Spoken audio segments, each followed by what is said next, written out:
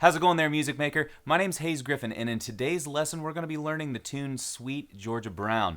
This one was originally written in 1925 and became a really popular jazz hit at that time. And it's kind of one of those enduring tunes that's lived on through each of the eras that's come after it was written. It was really popular in the swing era with big bands, Western swing bands. And it's a really popular tune in kind of like traditional and folk circles now too. A lot of folks, like in the bluegrass realm, if they know a couple of jazz tunes, this is definitely one of them. So it's a really great tune to kind of dip your toe into the water of swing and jazz music if you've not really had a lot of experience with it. Or if you are kind of going more for a jazz sound, this is definitely a standard that you'll want to know. Today we're going to be learning it in the key of F major, which is kind of the most common key that I've seen it in. But you might want to transpose this one into a couple different keys. I've seen a lot of jazz guys play this one in the key of A flat as well. So keep an eye out for that.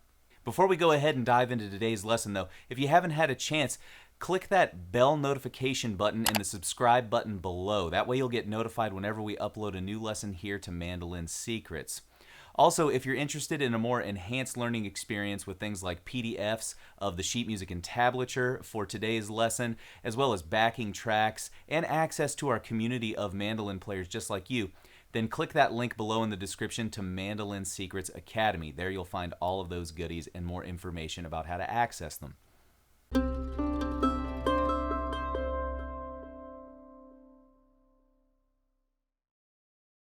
All right, my friend. Before we go ahead and dive into learning this tune, Sweet Georgia Brown, I just want to point out a few things that you might want to know about this tune. You'll see, from the demonstration that I use a lot of syncopation in playing this melody. That means if we're using kind of strict alternate picking rules, there are some upstrokes that happen in weird places.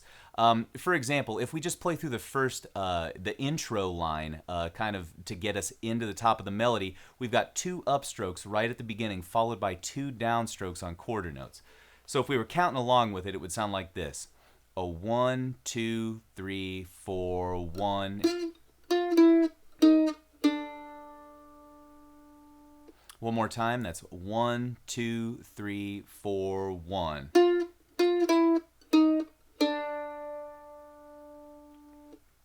So that might trip some of you up if you're not too familiar with the rules of alternate picking.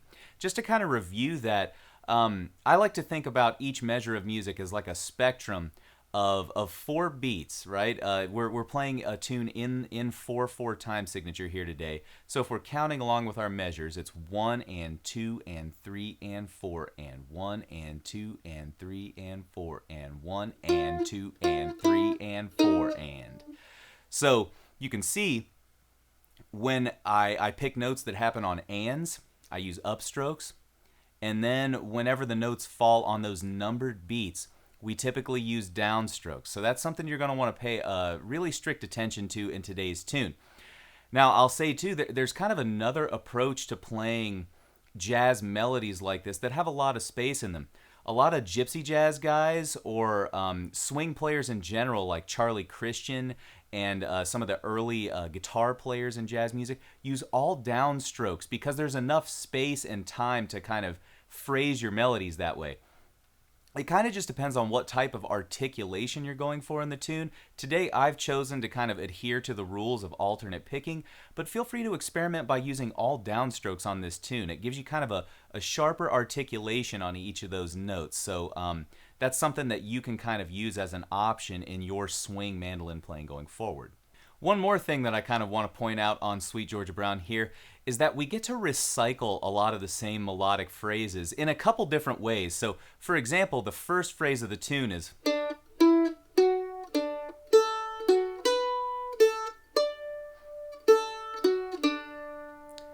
now the second phrase of the tune is extremely similar to that, only we actually turn all of our F sharps into F naturals to kind of fit the G7 chord that we're playing over top of. This is kind of one of the neat things about this tune, in that we get to use a lot of the same melodic cells. We just tweak one note by a half step here or there to kind of recycle that melodic phrase. Also, entire sections of this tune are recycled. This is an A-B form jazz tune, not a typical 32-bar AABA jazz tune. So that means the first 8 bars of this tune actually get recycled and are the first 8 bars of the B part of this tune as well. So the way that I kind of like to think about this, if you learn the first 8 bars of this tune, you've actually learned 16 bars of the melody of this tune because you get to play those same 8 bars in the second half of the tune. I know that may not seem like a big deal to a lot of you out there, but for those of you that are kind of just dipping your toe into learning these complex jazz tunes for the first time, that can be kind of a big win in your mind, right? Like you learn the first 8 bars and that means that you've already knocked out a good quarter of the tune. So just keep that in mind. Whenever you learn those first few phrases, you've actually got half of the tune down. All right, my friend, let's stop the yakking here and actually dive into the demonstration. I'm gonna play this tune at 100 beats per minute, real slow here at first, just so you can see exactly how I'm phrasing this in the left hand, and then we're gonna ratchet that tempo up to 160 beats per minute and play a faster version of this tune, something that's more common of like a jazz jam session that you would be going to. All right, let's dive into that slow version.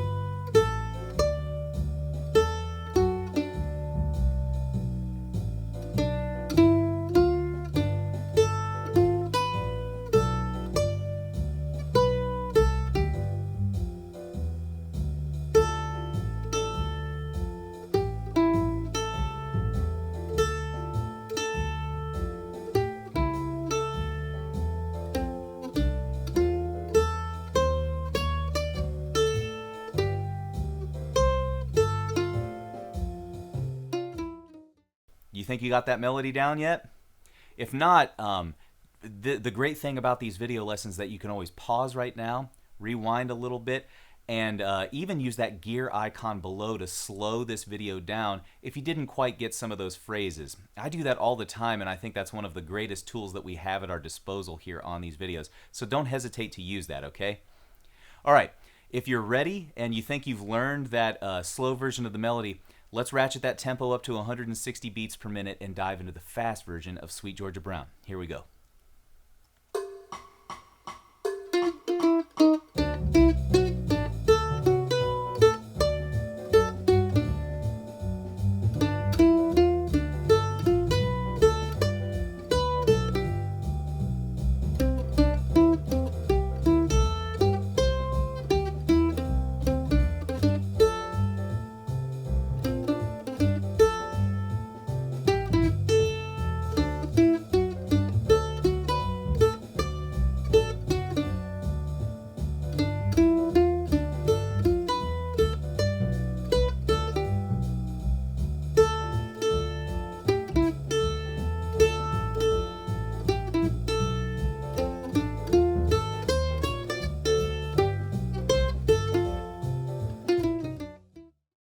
All right, my friend, that's it for the fast version and the lesson here to the melody on Sweet Georgia Brown.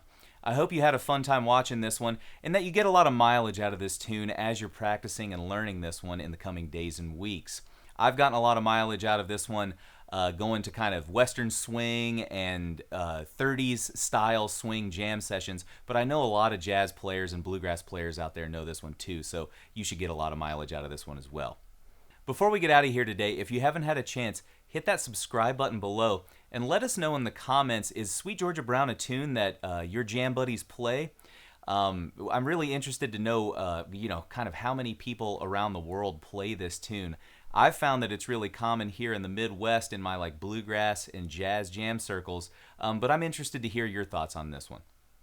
All right, my friend, thanks so much for tuning into this lesson today. Really hope you enjoy this tune, and we'll see you in the next video.